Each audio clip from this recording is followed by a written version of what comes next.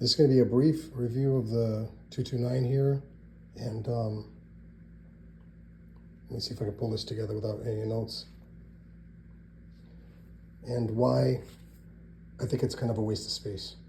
So it's absolutely fucking beautiful, and I love everything about the way it looks.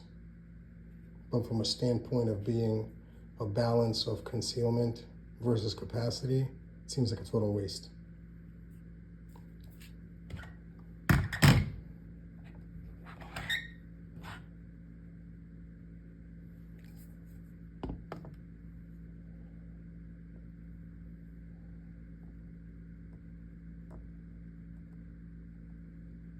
.30 ounces of an empty mag. If you guys want dimensions,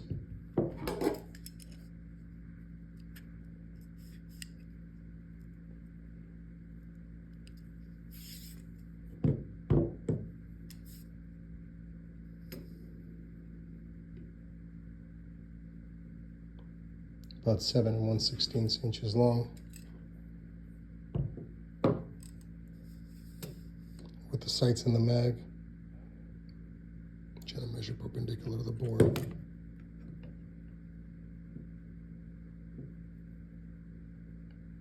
Let's call it 5 3/8. It's a little chunky. Don't necessarily mind that.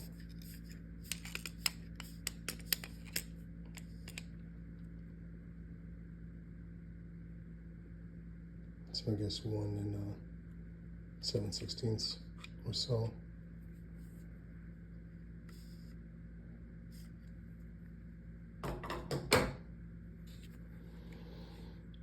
Another issue I'll just get out there right now is I call this having the ergonomics of a potato. And what I mean by that is I don't mind holding a potato in my hand.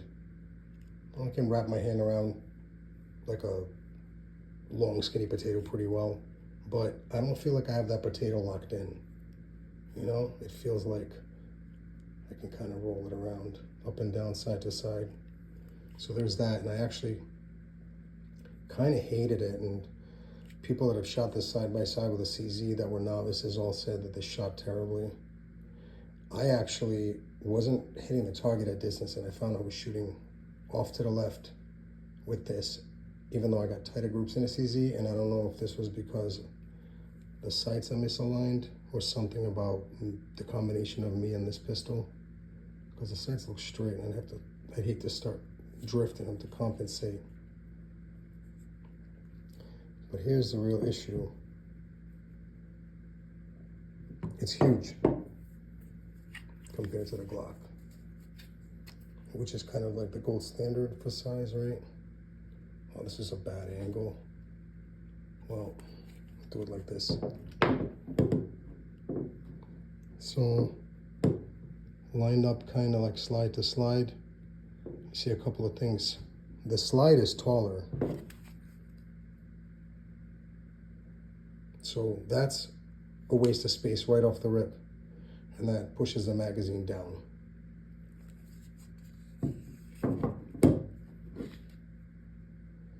The frame is deeper, and you see the trigger is, lower from the slide versus the Glock. So you took a height penalty for the slide, and then you add to that the height penalty of the frame as far as the trigger location. So now that brings kind of your whole grip down, in addition to the fact, of course, that being a hammer fired gun, your grip is way the hell down there. And it's really way the hell down there in this pistol. So while the gun is, in my view, pretty significantly longer overall, the grip is just about the same size. And somehow, and I think maybe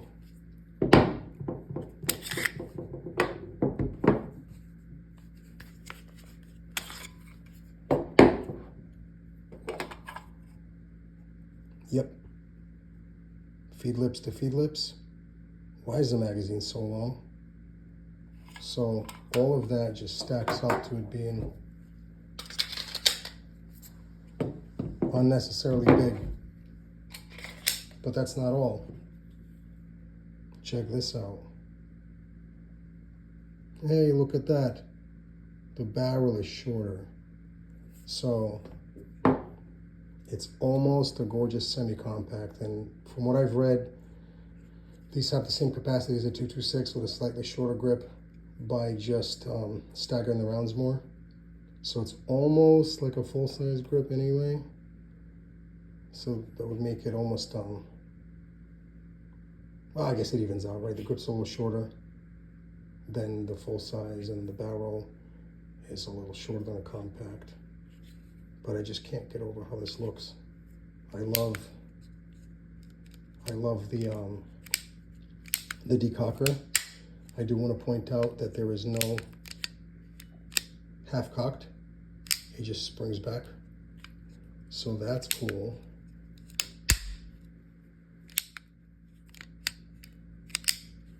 Because I feel like the half cock kind of unnecessarily complicates things.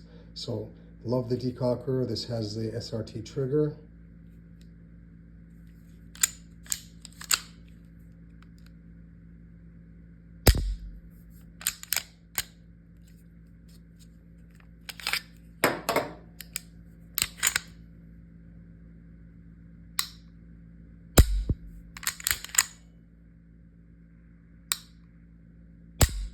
Now people say that it doesn't really have a wall, but I mean, to me the trigger's fine, although it's about as mealy mouthed as that grip.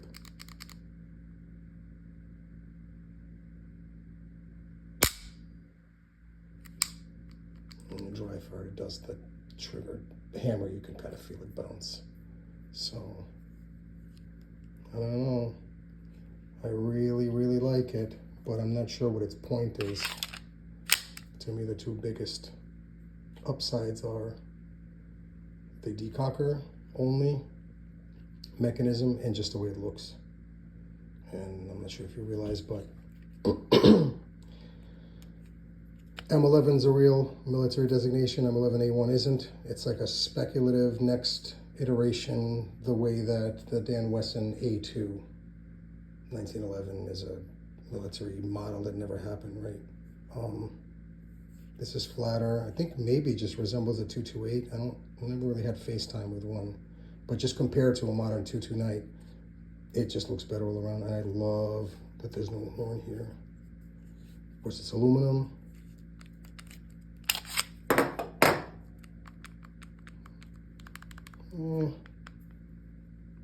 It's not tight, but that's whatever.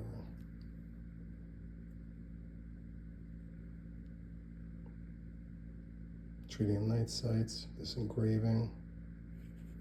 I think it has a longer extractor than some similar models, but I'm just not really a SIG connoisseur. That's from the trigger content in the frame. It's just pretty. But yes, with the grip, it says 228. It's not a 228. It's a 229. But the M11 was a 228. So it's like an homage to the M11, kind of goofy.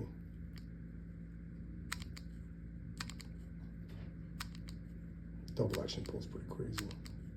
But I guess that's about what they all are.